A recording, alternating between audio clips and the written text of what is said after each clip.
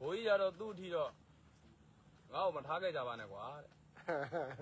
ကျွန်တော်じゃသေးသေးပေါ့ကျွန်တော်ဘာလို့လဲဆိုအလကားမွေးထားဟာလေဘာမှစံကုန်မြေလေးတွေဘာမှဖြစ်ဘူးပြေးပါစေလူတို့တွေကတန်မိုးရှိတယ်ဗျတန်မိုးရှိသူတို့အသက်တစ်ချောင်းပေးလိုက်ရင်မြန်မာနိုင်ငံကြီးပြက်ပြီလေကျွန်တော်လူရောက်တယောက်သေးသွားတာဘာမှဖြစ်ဘူးမင်းတို့ပတ်စားတွေကျတော့တရားသေးပါသေးတယ်သေးပါစေခေါင်းနေတက်ခိုင်းတာသေသွားတဲ့ကောင်ခေါင်းနေတက်ခိုင်းတယ်အဲ့တော့စစ်ကောင်စီကတော့နော်သေသွားတဲ့ကောင်တွေပတ်စားတွေသေသွားတဲ့ပတ်စားတွေကို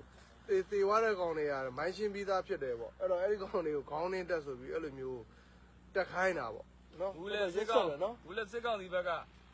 လိုက်လွင်ပြီးတော့ပြောနေတဲ့လူတွေရောကျွန်တော်တို့ကတော့ဘူးဒီများပဲအပေါ်တင်ပြောကျင်တယ်လက်တွေ့ကြလောက်တာဒီကောင်လေးပဲခံစားခမရတို့လိုက်တယ်လွင်ဖုန်းနဲ့ဟိုရေးဒီရေးနဲ့အပေါ်လျှောက်လုံးတာအခြေတမ်းမှာခံစားကျွန်တော်တို့ဗျခမရတို့ဒီစစ်တင်ဆိုခမရဘာနားမလဲနောက်တန်းနေပြီးထမင်းလကားစားဘယ်ရစားလို့စားမေ့ဘယ်ရအိုးရလို့စားဆိုတဲ့အကောင်အဲ့လိုကောင်မျိုးရဲ့ကလေးခုနဲ့လျှောက်ပြောဘယ်လောက်တွေနားလဲလို့လဲဒီတိုက်ပွဲတစ်ခုကိုဒီလေးကိုကြီးပေးလိုက်ပြီးပြူလိုက်ဆိုခမရတို့သိလို့လားဒီလေးကိုသဘောတူမှပေးလိုက်ရပြီမဲ့ကျွန်တော်ဒီတော်လိုင်းဘက်ကတယောက်မကြခဲ့ဘူးဗျပေးတာမဟုတ်ဘူးလူဒီတော်လိုင်းတက်မတော်သားတွေရဲ့အသက်တစ်ချောင်းကိုဒီဘက်ကကာကွယ်တာလို့ခေါ်တယ်အလကားပေးတာမဟုတ်ဘူးတက်လာအောင်ခင်ဗျားတို့ဒီတစ်ဆောင်ကျော်မပြောနောက်တဲ့2000တက်လာလဲစားကူမစားဘူးပေးမှာပဲ